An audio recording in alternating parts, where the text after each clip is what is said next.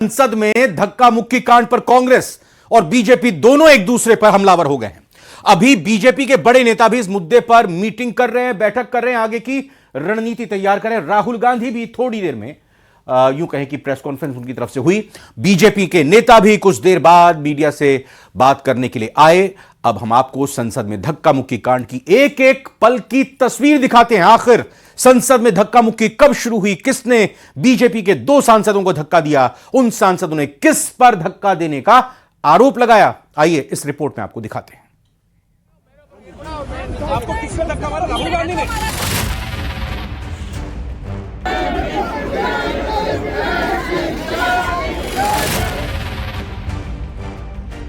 जब अखाड़े में तब्दील हो गया संसद परिसर, राहुल गांधी ने आकर के एक एमपी को धक्का लगाया, वो मेरे ऊपर गिर पड़ा और मैं। कहाँ चोट लगी सर आपको? कहाँ चोट लगी? आंखों में दिखा।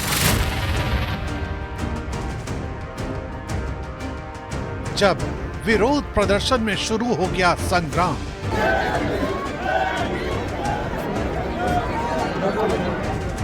जब अंबेडकर पर आमने सामने आए कांग्रेस बीजेपी,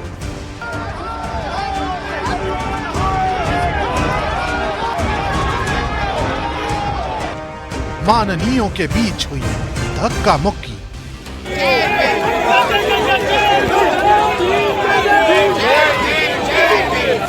ये वही तस्वीरें हैं जिन तस्वीरों में बीजेपी सांसद और दो केंद्रीय मंत्री प्रताप सारंगी और मुकेश राजपूत को राम मनोहर लोहिया अस्पताल के बिस्तर पर पहुंचा दिया, जिनमें मुकेश राजपूत की हालत गंभीर बताई जा रही है और वो आईसीयू में एडमिट है। आरोप राहुल गांधी पर लगा है और खुद उन्होंने लगाया है, जिन्हें इस धक्का मुक्की में चोट आई है। राहुल गांधी ने धक्का मारा आपको? कौन सी जगह पे सर? राहुल गांधी एक एमपी को धक्का लगा, मेरे ऊपर गिर पड़ा और मैं नीचे गिर गया। किसने धक्का मारा? राहुल गांधी ने। हाँ, राहुल गांधी ने। किसने धक्का मारा? राहुल गांधी ने। हाँ, राहुल गांधी ने। जो कि टारगेट राहुल गांधी को किया गया था, इसलिए कांग्रेस की तरफ से भी एक वीडियो जारी किया गया। बीजेपी सांसदों पर राहुल गांधी का रास्ता रोके जाने का आरोप लगाया गया। साथ ही कहा गया कि राहुल गांधी को धक्का दिया गया।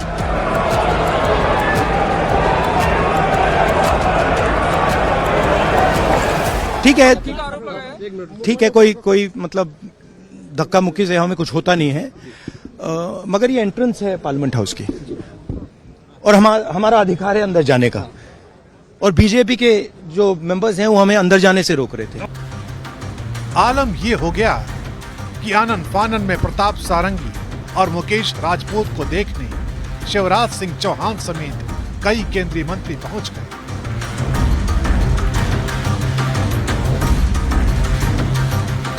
अभी तो दोनों को हम लोग स्टेबलाइज करने की कोशिश कर रहे हैं। अभी एवैल्यूएशन चल रहा है, टेस्ट होंगे, फिर उनका जो भी सिम्टोमेटिक ट्रीटमेंट है वो इनिशिएट हो गया। सर, ऐसा भी है कि स्थिति गंभीर है, आईसीयू में भी भर्ती कराया गया है? जी, अभी दोनों को क्योंकि हेड इंजरीज हैं तो दोनों को आईसीयू में लिया है।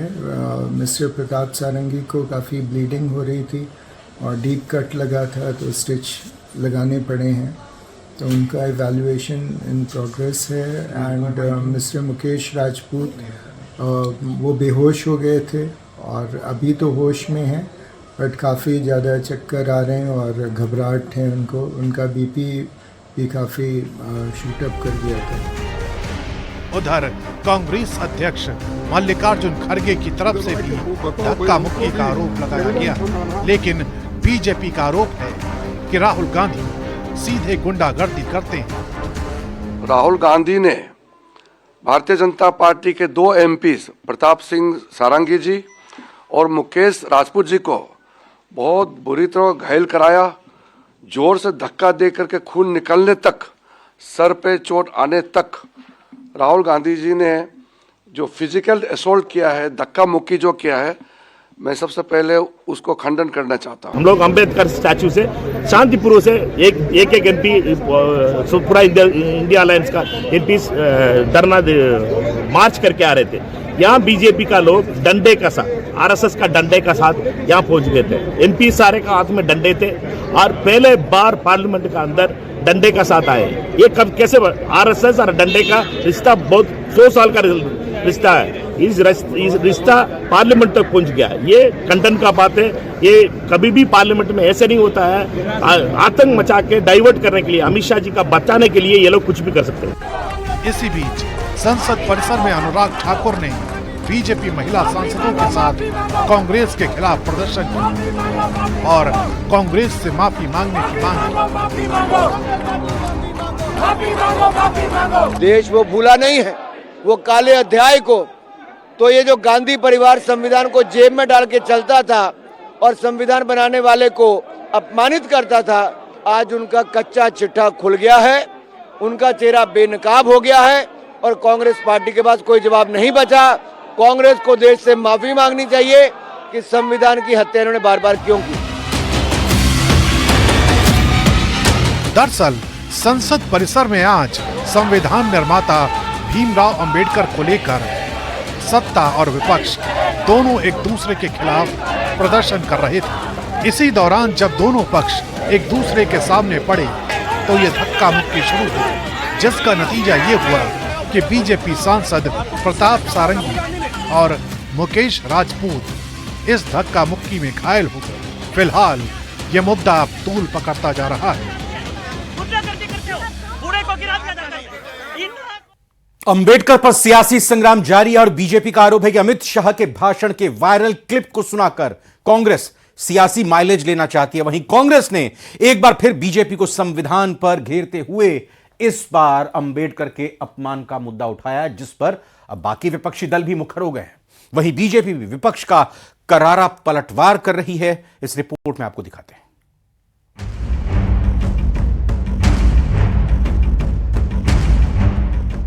अंबेडकर के अपमान को लेकर संसद से सड़क तक सियासी संग्राम हो रहा है।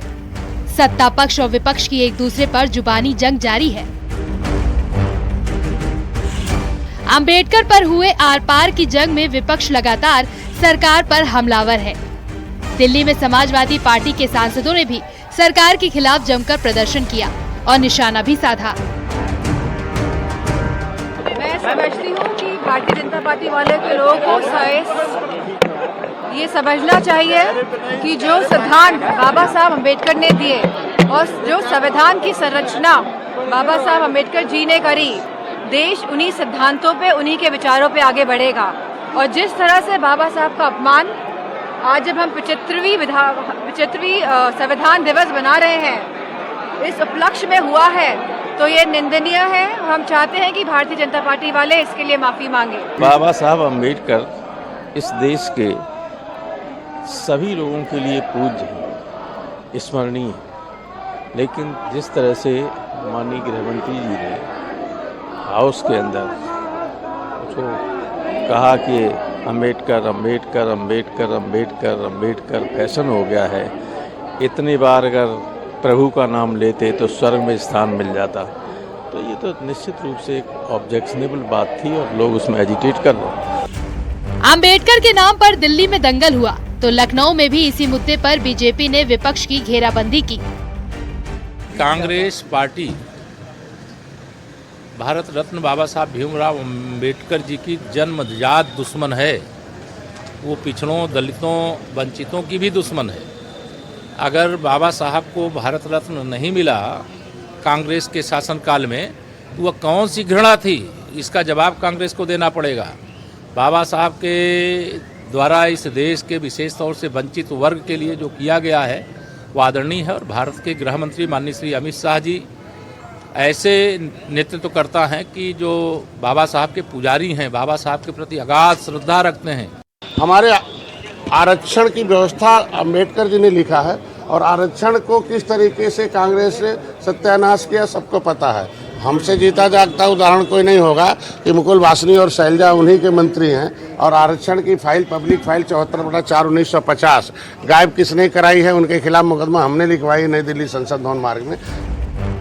वहीं इसे लेकर अखिलेश यादव ने कहा कि बीजेपी झूठ बोल रही है। उसकी हमेशा से मंशा संविधान के खिलाफ रही है और अब संसद में ये बात साबित भी हो गई है। बाबा साहब भीमराव अम्बेडकर जी का अपमान किया है तो उसको माफ़ी मांगनी चाहिए। ये एआई नहीं है, ये कोई टेक्निकल फॉल्ट नहीं है, ये फॉल्ट आपके अंदर रहा जिसकी वजह से आपने ये बोला है। ये एआई नहीं है, ये आपका नेचुरल भाव है जो अंदर से निकल आया आपको बाबा साहब अम्बेडकर। इसीलिए हम लोग कहते थे लोकतंत्र खतरे में है, संविधान खतरे में है, और वो बात आज सामने आ गई राज्यसभा में और लोकसभा में। बीजेपी के लोग संविधान और लोकतंत्र पर नहीं विश्वास करते। अम्बेडकर के अपमान को लेकर मायावती ने भी निशाना साधा है। प्रेस कॉन्फ्रेंस कर मायावती ने कहा कि बीजेपी और कांग्रेस की नींद उड़ी हुई है। कांग्रेस ने बाबा साहेब का अपमान किया है, इनकी कोई चाल कामयाब नहीं होगी। जिस प्रकार से बाबा साहब के प्रति कांग्रेस पार्टी के असंख्य रहे गलत कारनामों को इनके अनुयायी अभी तक भी भुला नहीं पाए हैं और ना ही ये कभी कांग्रेस पार्टी को माफ करने वाले हैं, चाहे ये अपने कितने रंग ढंग व चाल आदि भी क्यों ना बदल लें।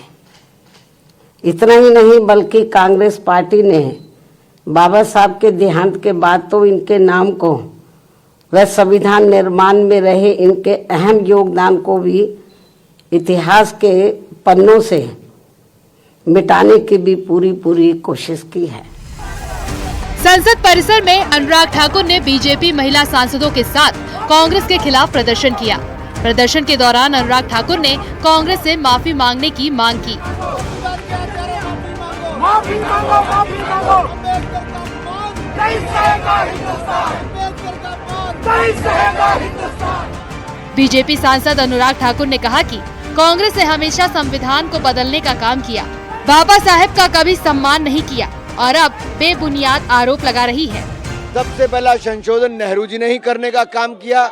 अभिव्यक्ति की आजादी पर एक तरह से प्रहार किया। उसके बाद इंदिरा गांधी ने पूरा संविधान को ही बदलने का एक तरह से काम किया और संविधान को कुचलने का काम इमरजेंसी लगाकर किया। देश वो भूला नहीं है, वो काले अध्याय को।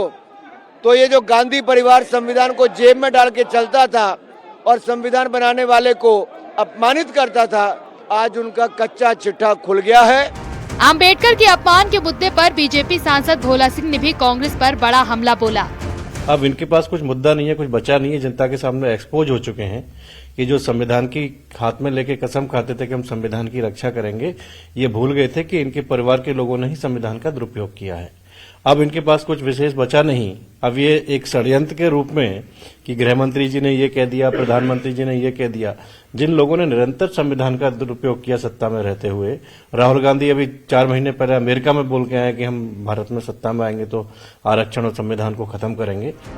दरअसल केंद्रीय गृह मंत्री अमित शाह ने राज्यसभा में भाषण दिया था, लेकिन कांग्रेस ने उनके भाषण की 12 सेकंड की वायरल क्लिप सुनाकर अम्बेडकर के अपमान का मुद्दा उठाया, जिसके बाद से बीजेपी और कांग्रेस में वार पलटवार जारी है।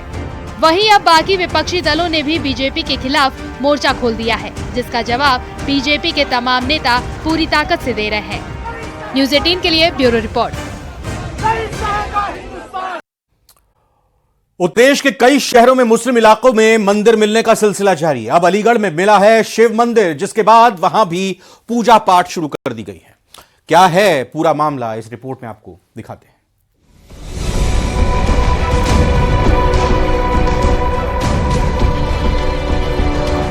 संभल, वाराणसी और मुजफ्फरनगर में बंद पड़े मंदिर मिलने के बाद एक और बंद पड़ा मंदिर अलीगढ़ में मिला है। अलीगढ़ के बन्ना देवी थाना इलाके में घनी मुस्लिम आबादी वाले सराय रहमान मोहल्ला में यह मंदिर मिला है।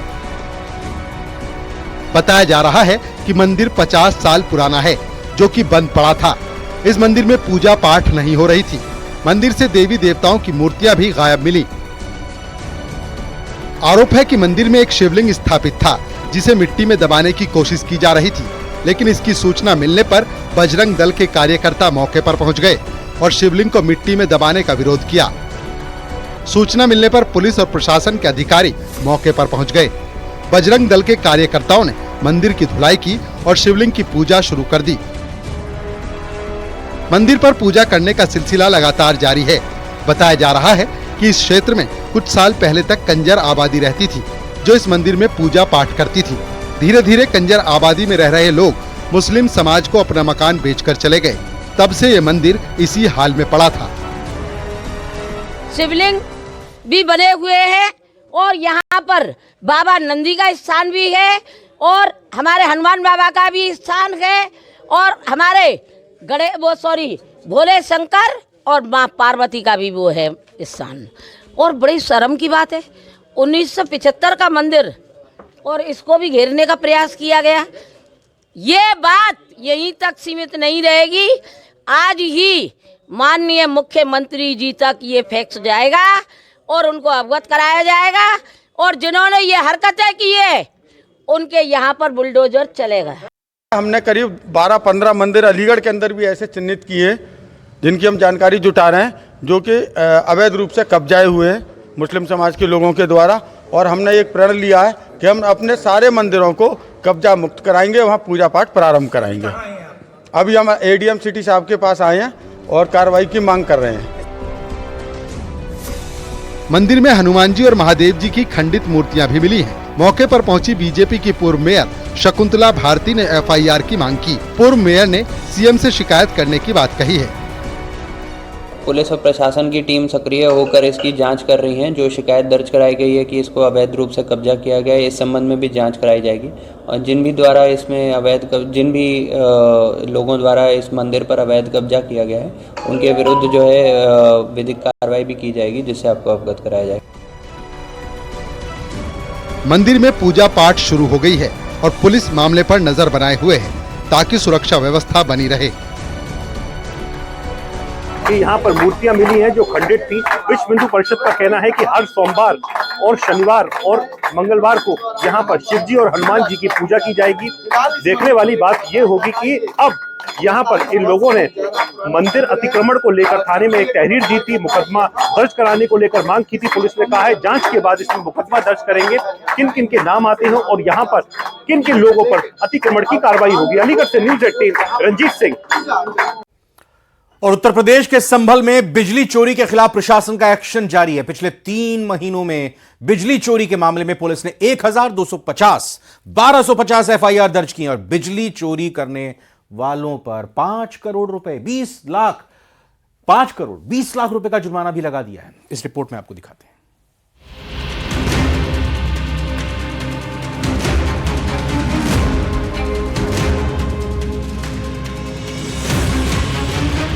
हम तो कहते हैं कि कटिया को भी नहीं हम कुछ कह रहे हैं। बिजली आ रही 24 घंटे।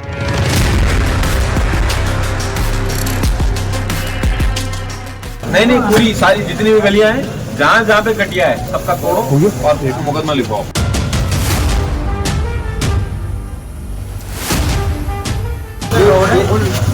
ये ईटर है भाई साहब वो क्या नाम था वो? संभल में कटियाबाज का इलाज होगा। अभियान हमारा लगभग 2 महीने से चल रहा है। यदि 1 वर्ष की बात माने तो हमने लगभग बिजली विभाग तक का जो अनुमान है लगभग 13 करोड़ की चोरी वार्षिक रोकी है। आज भी जब हम अतिक्रमण अभियान और बिजली चोरी वाले अभियान में वहाँ गए थे और उसी के अंतर्गत वहाँ देखा कि एक पूरा खंभा किसी ने घर में कब्जा कर रखा है, तो वही बिजली विभाग और उनकी उपस्थिति के अंदर हमने उसको जो खंभा है उसका अतिक्रमण दूर कराया और उसमें 15-15, 20-20 वर्षों पुराने जो मीटर लगे हुए थे वो हमने हटवाए और जिन जिन लोगों ने बिजली चोरी की है उनके ऊपर हमने एफआईआर दर्ज कराई है। संभल में बिजली चोरी के आंकड़े डराने वाले हैं। ऊपर आधिकारिक बयान भी आपने सुना, लेकिन सूत्रों के हवाले से खबर है कि संभल नगर पालिका में करीब 300 करोड़ रुपए की बिजली सप्लाई होती है और इसमें से 72% बिजली की चोरी हो जाती है। बिजली विभाग को सबसे ज्यादा नुकसान दीपा सराय और मियां सराय जैसे इलाकों में हुआ, जहां बिजली की 85% चोरी पकड़ी गई। संभल में कटियाबाज का इलाज होगा। ये ईटर है भाई साहब वो क्या नाम था वो? संभल में बिजली चोरी पकड़ने के लिए बिजली विभाग की टीम जब पुलिस के साथ पहुंची तो प्रशासन के होश फाख्ता हो गए। मस्जिद वाले इलाके में गली गली से बिजली चोरी पकड़ी गई। न सिर्फ मस्जिद वाली गली बल्कि मस्जिद में ही बिजली की चोरी हो रही थी। बिजली चोरी के तार सीधे ट्रांसफार्मर से कटिया लगाकर मस्जिद के ऊपर खींच लिए गए थे। पुलिस के मुताबिक एक मस्जिद की ऊपरी मंजिल पर एक अवैध ट्रांसफार्मर मिला। इस ट्रांसफार्मर से इलाके के 100 से ज्यादा घरों को चोरी छिपे बिजली सप्लाई की जा रही थी। आज हमारी बात हुई तो बिजली विभाग के कर्मचारी भी यहाँ सामान्य रूप से जाते नहीं थे, तो अभी हमने उनको पूरा प्रोटेक्शन प्रोवाइड कराया है। लगभग 15 से 20 हमने पुलिस फोर्स के जवान दिए थे, साथ में हमारे एसओ हैं, चौकी प्रभारी हैं, वो भी सब लोग वहाँ थे, तब जाकर के उन्होंने कार्रवाई की है। हम सुनिश्चित कराएंगे कि यहाँ 100% बिजली चोरी रुके। मस्जिद के अंदर जब पुलिस की टीम पहुंची तो बिजली चोरी का बड़ा नेक्सस मिला। बिजली की चोरी छिपाने के लिए जितने उपकरण इस्तेमाल किए जा सकते थे वो धड़ल्ले से हो रहे थे। ये बताओ वारिस की कितनी मस्जिदों में इस तरीके से चला रहे होंगे? सारे में हो रहा है। और तुम्हें क्या लगता है कितनी ऐसी होंगी जिसके अंदर बाईपास करके चला रहे होंगे? और मोसारों में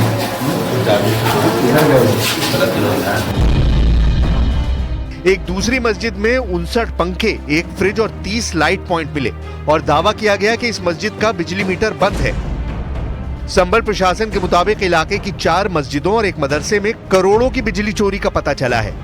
संभल में कटियाबाजों का कब्जा हर तरफ दिखा। घर से लेकर मस्जिद और मदरसों तक बिजली की चोरी हो रही थी। अभी तक 4 ऐसी मस्जिदें प्रकाश में आई हैं जिनके ऊपर से बिजली के विभिन्न प्रकार के तार हैं, वहाँ से पूरे मोहल्लों को जाते थे। तो इसकी जो है जांच की जा रही है, उन सब में अभियोग भी पंजीकृत। एक मीनार के ऊपर पूरा पावर हाउस बना के उनके द्वारा पूरे मोहल्ले को बिजली प्रसारित की जा रही थी। आप जाके इसका वीडियो बना सकते हैं। क्या बिजली चोरी करने वालों पर भी किसी प्रकार की कोई कार्रवाई की जाए? क्या गैंगस्टर अगर इनके द्वारा मोहल्ले के सभी लोगों से अगर कोई शुल्क वसूला जा रहा है, इनके द्वारा कोई भौतिक रूप से इसका लाभ अर्जित किया जा रहा है, तो बिल्कुल गैंगस्टर की परिभाषा में आते हैं और इनके ऊपर इस तरीके की कार्रवाई बिजली विभाग द्वारा अगर मुकदमे लिखे गए कार्रवाई की जाएगी। संभल में मस्जिदों और मदरसों के जरिए बिजली चोरी का जाल गली गली तक फैला था। दावा किया जा रहा है कि बिजली चोरी के कुछ ऐसे तरीके भी अपनाए गए थे जो प्रशासन के लिए बिल्कुल नए थे। संभल में कटियाबाज का इलाज होगा। नहीं, पूरी सारी जितनी भी गलियां हैं, जहां पे कटिया है सबका तोड़ो। और आइए अब आपको सीधे लेकर चलते हैं सीकर, जहां शेखावाटी के रत्न के मंच पर एक साथ आ रहे हैं शेखावाटी का गौरव बढ़ाने वाले नायक। कोई मिस्टेक ना हो तो हमारी नमकीन में वो भी हम यूज करते हैं, ताकि किसी आदमी को गैस एसिडिटी भी नमकीन खाने के बाद में ना बने। तो हमारा सपना है कि हर घर तक हमारी जीके जी की मोटी सेव पहुंचाए। मोटा भुजिया नाम से बनाते हैं। तो जो आप इस्तेमाल करते हैं जिसे इंग्रेडिएंट्स कहा जाता है, तो वो घर में जो रसोई में पाया जाता है वही तरह की चीज हमारे नमकीन में मोटे भुजिया जो हम बना रहे हैं उसमें रसोई का ये आइटम है। सारा प्रोडक्ट रसोई का है, सारे मसाले हैं वो रसोई के हैं। अगर आप कोई घर पे भी बनाना चाहे तो मेरे से संपर्क कर ले, मैं आपको रेसिपी दे दूंगा कि आपकी मोटी नमकीन घर पे कैसी बनेगी। जो हमारी दादी जी या नानी जी बनाती थी कि घर पे आज भी बनिए कि लोगों घरों में बनता है कि मोटी नमकीन है वो घर में ही बनाते हैं कि यार घर में बना लेते हैं, थोड़ा सा उसमें अजवाइन डालते हैं, बेसन डालते हैं और गरम मसाला डाल देते हैं। और मोटी नमकीन है उसमें मसाले साबित होते हैं तो वो भी नुकसान नहीं करते हैं, उसका टेस्ट भी अलग से आ जाता है। तो हमारा सपना तो यही है कि हर घर तक पहुंचाएंगे। और अभी तो उम्र हमारी ज्यादा है ही नहीं, 36 है जी, तो आगे बढ़ेंगे ही जी। मनोज जी, मेरा आपसे सवाल है, क्योंकि आप खाद्य तेल व्यापार से जुड़े हुए हैं, ये बहुत इंटरेस्टिंग सेक्टर है, बहुत कम लोग जानते होंगे कि क्या विधि होती है, कैसे निर्माण किया जाता है तेल का। मैं माफी चाहूंगा, एक बार आप रिपीट करेंगे प्लीज। कौन कौन से तेलों का निर्माण किस विधि से आप करते हैं? अच्छा, देखिए, तो तेल का निर्माण अमूमन 2 विधि से होता है। एक तो कच्ची घानी बोलते हैं या कोल्ड प्रेस अपन बोलते हैं, जिसमें कोई ना तो केमिकल यूज होता है ना कोई भारी ताप यूज होता है। दूसरा एक रिफाइंड प्रोसेस है। रिफाइंड का नाम रिफाइंड रख दिया, हकीकत में वो एक स्पॉइल ऑयल है। मैं भी बनाता हूँ रिफाइंड ऑयल, लेकिन मैं अपने बच्चों को नहीं खिलाता। तो मैं कहा जाता है कि सच को कभी झुटलाया नहीं जा सकता है, लेकिन देश की सियासत में इन दिनों नए तरीके का फर्जीवाड़ा चल रहा है। लोकसभा चुनाव हो या संसद का कोई सत्र, सियासी दल अपने फायदे के लिए आधे अधूरे बयान से देश की जनता को गुमराह करने की कोशिश करते हैं। कुछ ऐसा ही एक बार फिर देश के गृह मंत्री अमित शाह के राज्यसभा में दिए गए बयान के साथ हुआ। कैसे सियासी लाभ के लिए अर्ध सत्य का जाल बुना गया और क्या है अधूरी वीडियो की पूरी कहानी, आइए आपको दिखाते हैं।